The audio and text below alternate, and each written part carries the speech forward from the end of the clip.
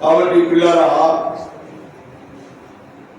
చదువుకున్నటువంటి వాక్య భాగంలో శ్రేష్టమైన మార్పును దేవుడు జ్ఞాపకం చేసుకున్నాడు. మొదటి చరణం మొదటి వచనాన్ని, ఇజ్రాయేలుకు కాపరి సెవియొగ్గుము. సెవియొగ్గుము. దేవుడు ఎవరికి కాపరి అంటే ఇజ్రాయేలుకు కాపరి. ఎవరు ఇజ్రాయేలు అంటే ఆయనను ఎరిగి పాపములను అతిక్రమములను విడిచిపెట్టి యేసు క్రీస్తు వారిని నిజరక్షకుడిగా ఎవరైతే అంగీకరిస్తూ ఉంటారో వారందరూ ఇజ్రాయేలీలే. అందరూ చదువుడి.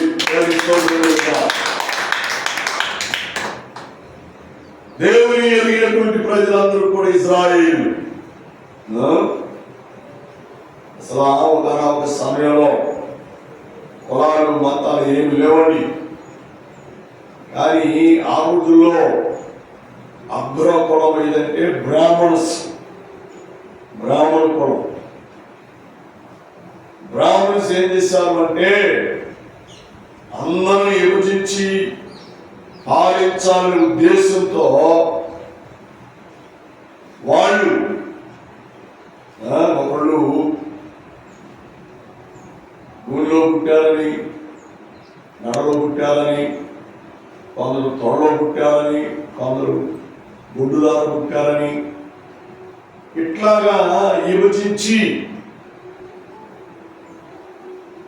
ఒకసారి పుట్టిన వాడిని ఒక గోత్రం అని, బొడ్డు ద్వారా పుట్టిన వాడికి ఒక గోత్రం అని, ఇట్లాగా గోత్రాలు విభజించి గోత్రాలు ఏర్పాటు చేస్తారు.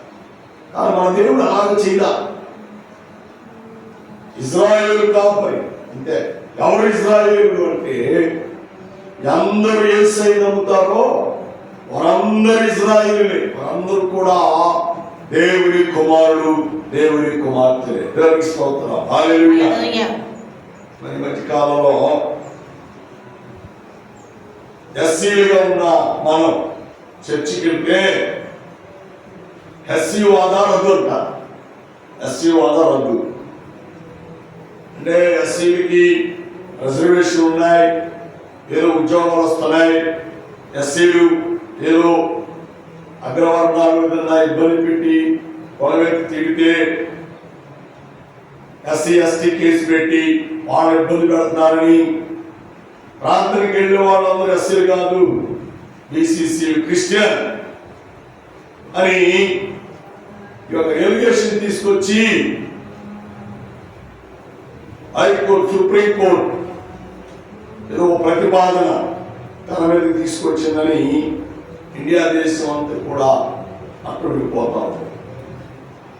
ఈ రోజున ఎస్సీలకి అది వర్తిస్తుంది. చాలా మంది పెద్ద పెద్ద పాస్టర్లు ఉన్నారు. పెద్ద పెద్ద పాస్టర్ షాలేం రాజు కానీ, సతీష్ పాల్ కానీ, సతీష్ కుమార్ కానీ, జాన్ వెస్లీ కానీ, హోసన్న మినిస్టర్ జాన్ వెస్లీ కానీ, వీళ్ళందరూ రెడ్లు, కమ్మోళ్ళు, నాయుడు. వాళ్ళ దేవుడు నమ్ముకుంటే వాళ్ళకి ఏం వర్తించవు.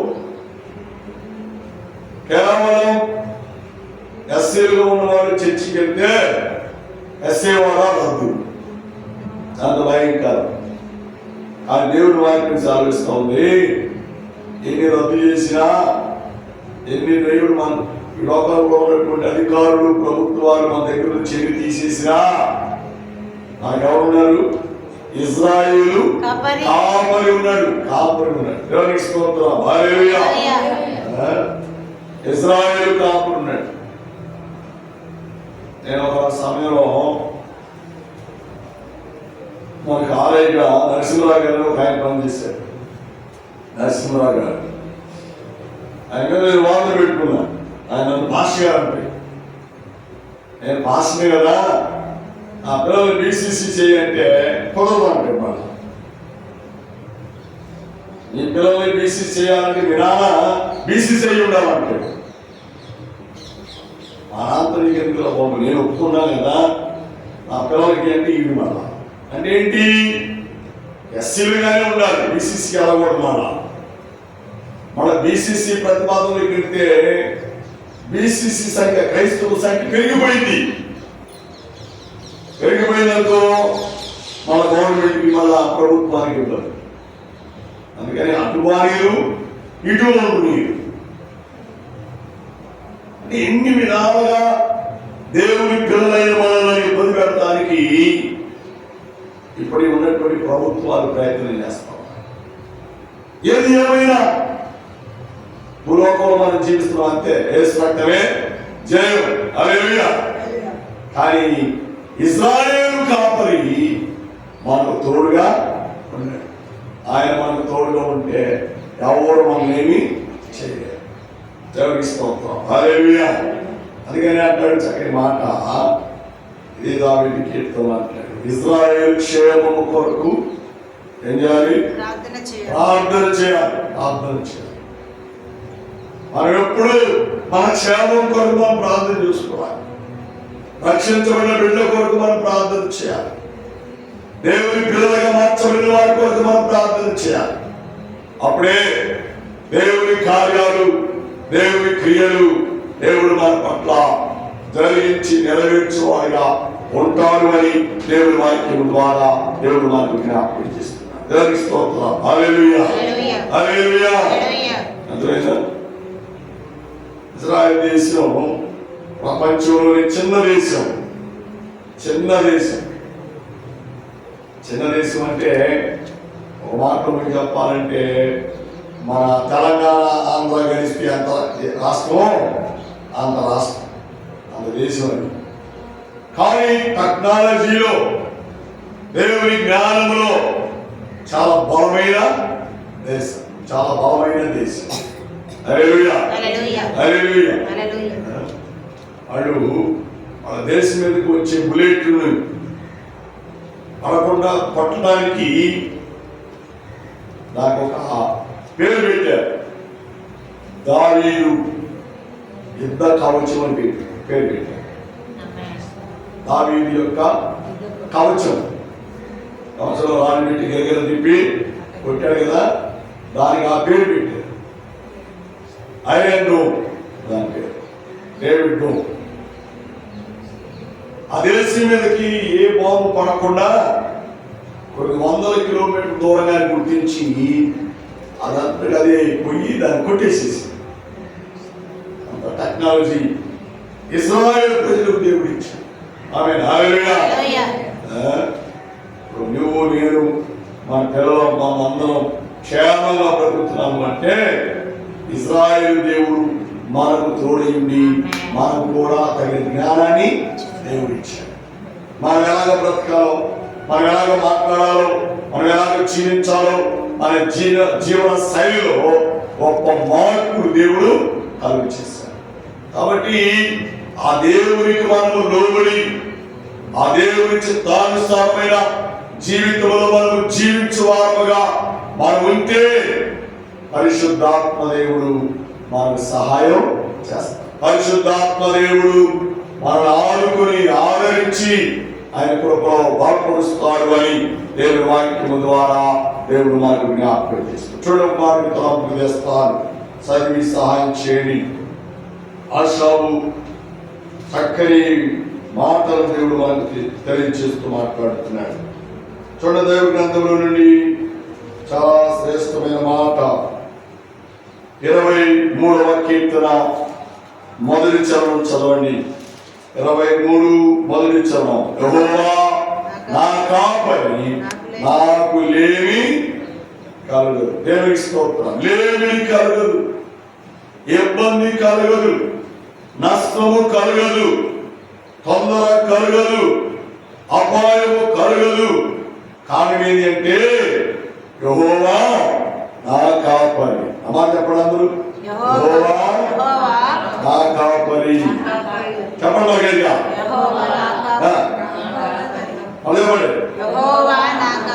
Very good. దేవునికి స్తోత్రం, హల్లెలూయా.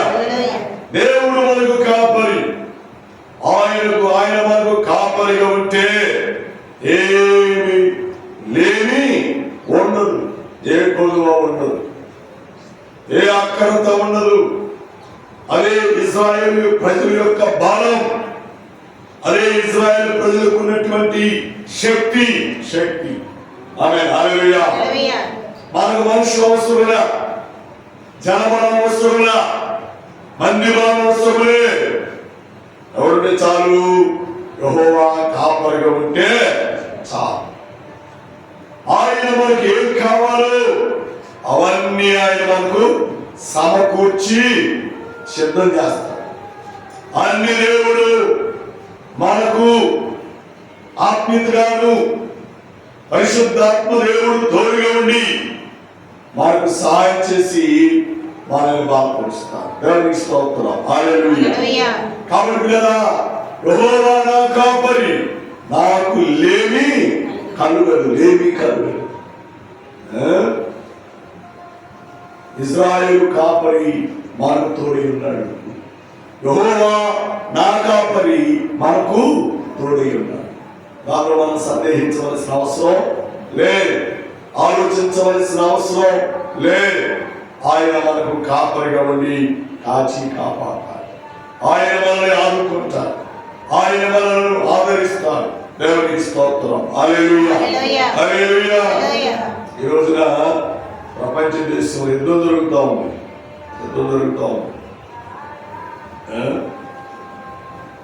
ప్రపంచ దేశం యుద్ధం చిన్న దేశమైనటువంటి ఇజ్రాయెల్ దేశం ఎదుర్కొంటుంది. ఆమె అంటే దేవుడు పుట్టిన స్థలం, పరిశుద్ధాత్మ సంచారం చేసే స్థలం. దాని మీద ఏ శత్రువుకి అధికారము లేదు. కారణం ఏంటంటే ఆ దేశంలో ప్రజలు ఇజ్రాయేలు దేవుడు సంరక్షించి కాపాడుతున్నారు. దేవునికి స్తోత్రం, హల్లెలూయా. ఇప్పుడు ఆ దేశం యొక్క సింబల్ ఏం తెలుసా? స్టార్, నక్షత్రం. దానిలో వైపు సింబల్ ఉంటుంది. అదేం తెలుసా? 7 దీప స్తంభములు ఉన్న దీపస్తంభం. 7 దీప స్తంభాలు వారి సింబల్. గర్వంగా చెప్పుకున్నారు, మా దేశ సింబల్ స్టార్, నక్షత్రం. మా దేశం యొక్క దేవుడు నక్షత్రం వలె ప్రకాశించువాడు. మా దేశం యొక్క జ్ఞానులు, మా దేశం యొక్క తెలివితేటలు దేవుడు దీపపు స్తంభం వలె ప్రజ్వలింప ప్రకాశింప చేసే సంతున్నాడు. దేవునికి స్తోత్రం, హల్లెలూయా. కాబట్టి ఇజ్రాయేలు కాపరి శివయుడు, మా ప్రార్థనలు నువ్వు ఆలకించు, మా విన్నపములను ఆలకించు. మాలోని ఉండి నీవు మాకు సహాయం చేయమని ఇజ్రాయేలు ప్రజలు ప్రార్థన చేస్తున్నారు. ఇజ్రాయేలు ప్రజల నీవు నేను కూడా ప్రార్థన చేసేవారుగా ఉంటే, దేవునికి మొరపెట్టేవారుగా ఉంటే ఆయన మనకు సహాయం చేస్తారు. చూడండి, 23వ కీర్తనలో చాలా శ్రేష్టమైన మాటలు దేవుడు మనకు జ్ఞాపకం చేస్తూ ఉన్నాడు. చాలా అద్భుతమైన సంగతులను దేవుడు ఆ వచనం ద్వారా దేవుడు మనకు తెలియజేస్తూ ఉన్నాడు. చాలా చాలా అద్భుతమైన మాటలు పిల్లరా. యెహోవా నా కాపరి, నాకు లేమి కలుగదు. పచ్చిగల చోట్ల ఆయన నన్ను వరుండ చేయుచున్నాడు. శాంతికరమైన జలముల యొద్ద నన్ను నడిపించుచున్నాడు. హల్లెలూయా. ఇజ్రాయేలు కాపరి ఏం చేస్తాడంట? పచ్చిగల చోట్ల ఆయన మనల్ని తోడుకొని వెళ్ళి అక్కడ మంచి మేత తిన్న తర్వాత వరుణ్ణి చేస్తాడు, ప్రశాంతతనిస్తాడు. ఆమేన్, హల్లెలూయా. అంటే ఈ వాక్యం ద్వారా మనం నేర్చుకోవాల్సిన భాగం ఏంటి అంటే, యెహోవా కాపరిగా ఉంటే ఆయన ఏమి కొదువ కానివాడు, లేని పచ్చిగల చోట్ల అంటే సమృద్ధి అయినటువంటి ప్రదేశాలను దేవుడు మనకు దీవెకరంగా ఉంచుతాడు, ఆశీర్వాదకరంగా ఉంచుతాడు. దేవునికి స్తోత్రం. హల్లెలూయా. ఇశ్రాయేలు ఎవరికి పేరు పెట్టాడు దేవుడు అంటే అబ్రహాము కుమారుడైనటువంటి యాకోబు, యాకోబు కుమారుడైనటువంటి అబ్రహాము కుమారుడైనటువంటి ఇస్సాకు, ఇస్సాకు కుమారుడైనటువంటి యాకోబు. యాకోబు యెబ్బేకులో పెనుగులాడినప్పుడు, యెబ్బేకులో ప్రార్థించినప్పుడు దేవుడు అడిగాడు, నీ పేరేం పేరు అన్నాడు. నా పేరు యాకోబు అన్నాడు. అట్లయితే నువ్వు మోసగాడు అన్నాడు. అని అన్నాడు, ఇక నుండి నువ్వు మోసగాడు కాకూడదు. అందుకే యెబ్బేకులు పెనుగులాడేవు కాబట్టి నేను నీ దేవుడు కుమారుడు కనుక నేను నీకు నామకారం చేస్తున్నాను, పేరు మారుస్తున్నాను అని ఏ పేరు పెట్టాడు? ఇశ్రాయేలు అని పేరు పెట్టాడు. అంతముడి దేవునికి స్తోత్రం. దేవునికి స్తోత్రం. హల్లెలూయా. పిల్లరా, దేవుని వాక్యం మనం చూస్తే యాకోబు ఇశ్రాయేలు చేసిన తర్వాత ఆనాటి నుండి ఈ రోజు వరకు పిల్లరా దేవుడు ఇశ్రాయేలుకు కాపరిగా ఉన్నాడు. అంటే ఏంటి? నువ్వు మోసం చేసి, దేవా నేను మోసం చేశానయ్యా, నేను తప్పు చేశానయ్యా, నేను పాపం చేశానయ్యా అని దేవుని దగ్గర నువ్వు చెప్పగలిగితే నిన్ను మోసగారి జీవితాన్ని మార్చివేసి ఇశ్రాయేలుగా దేవుడు నిన్ను ఆశీర్వదిస్తాడు. ఇశ్రాయేలుగా దేవుడు నిన్ను దీవిస్తాడు. ఇశ్రాయేలుగా దేవుడు నిన్ను దీవించాడు అంటే ఏమన్నప్పుడు ఆయన నిన్ను పచ్చిగా చోట్లకు ఆయన నిన్ను తోడుకొని వెళ్ళి అక్కడ నిన్ను పరుండా చేస్తాడు. శాంతికరమైన జలమైన ఎద్దుకు అరే హల్లెలూయా. ఒకటి ఆహారం, రెండు నీరు. నీరు మనిషి కావాల్సింది ఏంటండి?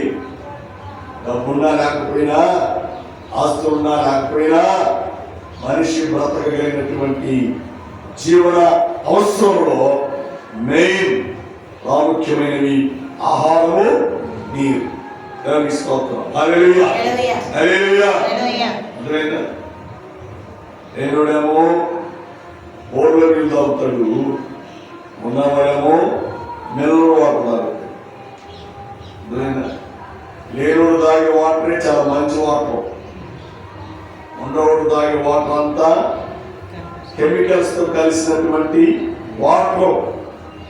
కొంతకాలానికి కీళ్ళు కొట్టుకుపోతాయి, నడుములు కొట్టుకుపోతాయి, ఆరోగ్యం అంతా పాడైపోయింది. కానీ దేవుడిచ్చే ప్రకృతి, దేవుడిచ్చే నీరు, దేవుడిచ్చే ఆహారం ఏ దోషం లేదు. కారణం ఏంటంటే ఇశ్రాయేలుకు ఆయన కాపరిగా ఉన్నాడు కాబట్టి. ఆమేన్. హల్లెలూయా. హల్లెలూయా. ప్రియ సహోదరి, ప్రియ సహోదరా, మన దేవుడు ఇశ్రాయేలుకు కాపరి ఉన్నాడు. అంటే నీకు నాకు కాపరి ఉన్నాడు.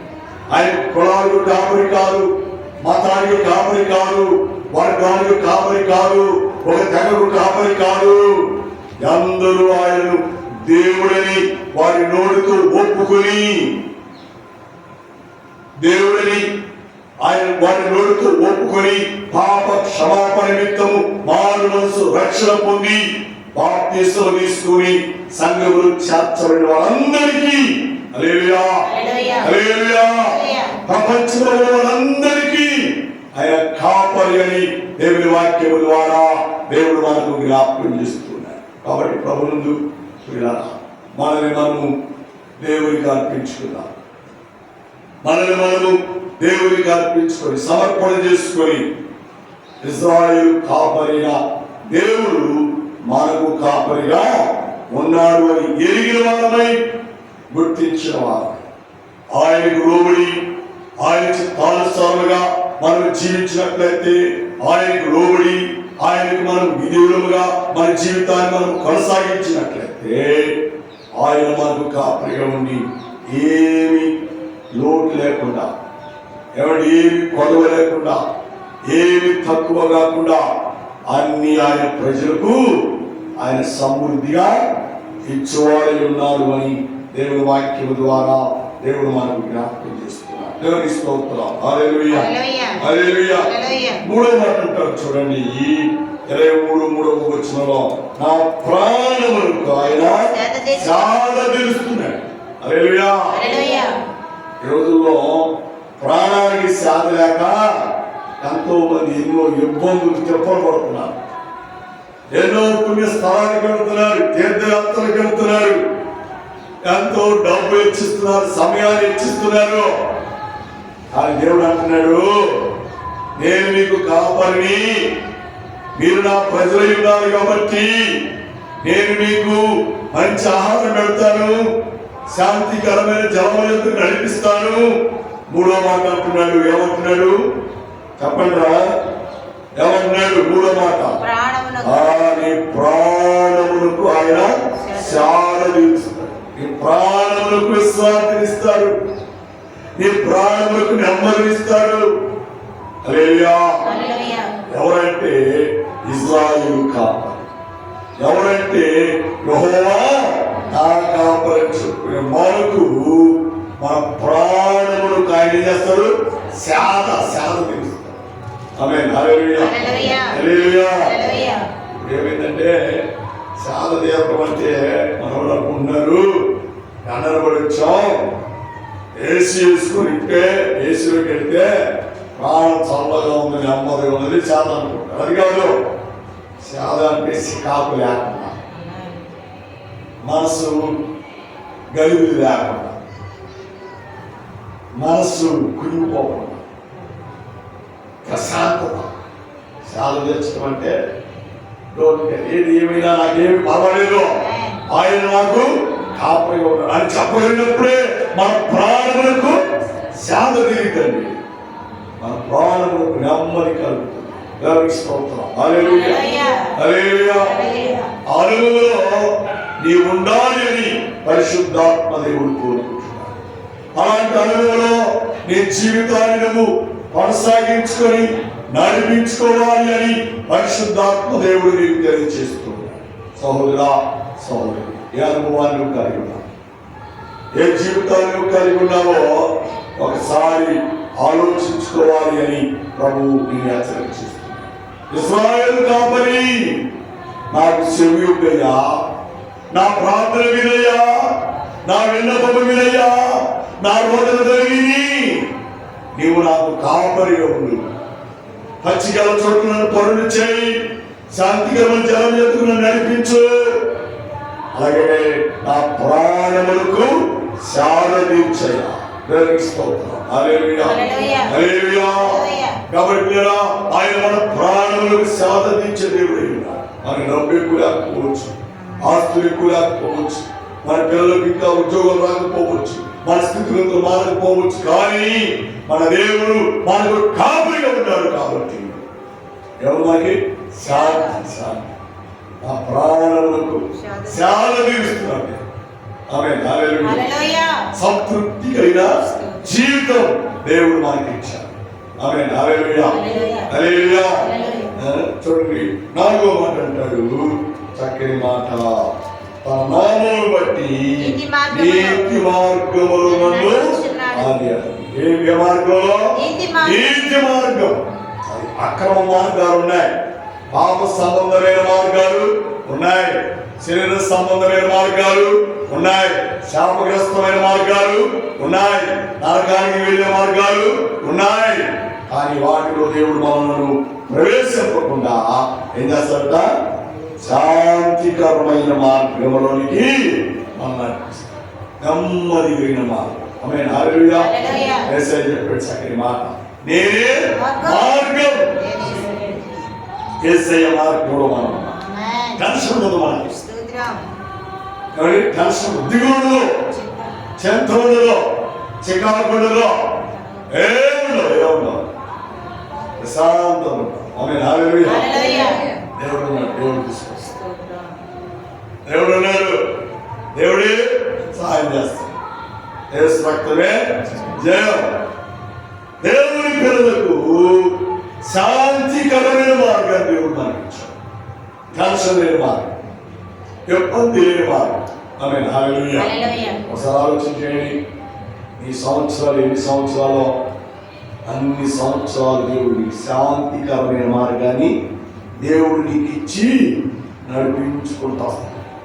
ఒకవేళ మన శాంతికరమైన మార్గంలో నీకు సాతాను జాబడి కొంచెం గలిబిలి చేసినా, చికాకు తెచ్చినా, మనల్ని మానసికంగా శారీరకంగా మనల్ని ప్రమదీసినా, ఇశ్రాయేలు కాపరి యెహోవా నా కాపరి అని మన దేవుడు మనకు తోడుగా ఉంది. వాటన్నిటిని పటాపంచలు చేసి వాటన్నిటిని దూరపరిచి శాంతికరమైన మార్గాలు దేవుడు మనకు ఇచ్చి రోజుకి నడిపిస్తూనే ఉన్నారు. అలాంటి దేవుడికి మనం ఏమి చూడడం తెచ్చుకోలేదు, కానీ అందరం చప్పబడి దేవుని స్తోత్రం. కాబట్టి యెహోవా నా కాపరి, ఇశ్రాయేలు కాపరి, శరీరపు కాపరి మనకు ఏమిస్తున్నాడు అంటే పచ్చిగల చోట్లకి తీసుకెళ్తున్నాడు. రెండవది శాంతికరమైన జలమయకు తీసుకెళ్తున్నాడు. మూడవది నా ప్రాణములకు సేద తీరుస్తున్నాడు, నా ప్రాణములకు సేద తీరుస్తున్నాడు. నాలుగవది తన నామమును బట్టి నీతి మార్గములో నడిపిస్తున్నాడు. ఆమేన్. హల్లెలూయా, హల్లెలూయా. ఆ దేవునికి మనము లోబడి దేవుని చిత్తానుసారముగా మనం ఉన్నట్లయితే పరిశుద్ధాత్మ దేవుడు మనల్ని బలపరుస్తాడు. హల్లెలూయా, హల్లెలూయా. గుడ్ ఫ్రైడేకి ఇశ్రాయేలులో ఉన్న తెలుగు వాళ్ళందరూ చర్చిలో ఉండి ఆరాధన చేసుకుంటున్నారు. వాళ్ళు చెప్తున్న ఆరాధనలో చక్కని మాట, నాకు నచ్చిన మాట ఏంటి తెలుసా? ఇజ్రాయెల్ దేశం మీద బాంబులు పడుతున్నాయని ఇండియాలో ఉన్న తెలుగు వాళ్ళు అనుకుంటున్నారేమో. ఇజ్రాయెల్ దేశం చాలా క్షేమంగా ఉంది, ఏ ఇబ్బంది ఇజ్రాయెల్ దేశానికి దేవుడు కలుగు చేయలేదు, మేము ఆరాధన చేసుకుంటున్నాం చూడండి అని యూట్యూబ్ ద్వారా తెలియపరిచి సంతోషం. నిజమే, ఇశ్రాయేలు కాపరి ఇశ్రాయేలు గాలి కలిగి ఒప్పుకునే ఒప్పడు. ఆమె హల్లెలూయా. చక్కని మాట 121 కీర్తనలో తెలుసా? ఇశ్రాయేలు కాపాడువాడు మనకడు నిద్రపోడు. ఆమె హల్లెలూయా. మనమన్నా మనం పగలంతా పని చేసుకొని రాత్రి అలసిపోతాం, నిద్రపోతాం. కానీ మన దేవుడు రాత్రి పగలని తేడా లేకుండా అలాగే ఉంటూ చూసుకోవాలి. అంత కాపరి మన కాపరి. ఆమేన్. హల్లెలూయా. ఇశ్రాయేలు కాపరి కొనకడు నిద్రపోడు. అదేం చేస్తాడు అంటే ఇశ్రాయేలుకి మంచి ఆహారం ఇస్తాడు, ఇశ్రాయేలుకి మంచి నీరు ఇస్తాడు, ఇశ్రాయేలుకి ఏమిస్తాడు? ప్రాణములకు సేద తీరుస్తాడు, ఇశ్రాయేలుకి నీతి మార్గాన్ని అనుగ్రహిస్తాడు. అర్థమైందా? ఇశ్రాయేలు ప్రజలకు ఏమిస్తాడు? చైలో మాట, గాఢాంధకార లోయలలో నేను సంచరించినను ఏ అపాయము నా ఎదురుకు రాదు. హల్లెలూయా. గాఢాంధకారం అంటే లోకంలో మనం ఉన్నాం కనుక లోకమే గాఢాంధకారం. గాఢాంధకార లోయలో సంచరించినను ఏ అపాయము మన దగ్గరికి దేవుడు రానివ్వడు. హల్లెలూయా. ఎలాంటి 9వ కీర్తన అంటాడు చక్కని మాట, నీ కుడి పక్కన 1000 మంది కూలీలను, నీ ఎడమ పక్కన 10,000 మంది కూలీలను అపాయము నీ యొద్దకు రాదు. ఆమేన్. హల్లెలూయా. అంత మంచి దేవుడు, అంత మంచి కాపరి.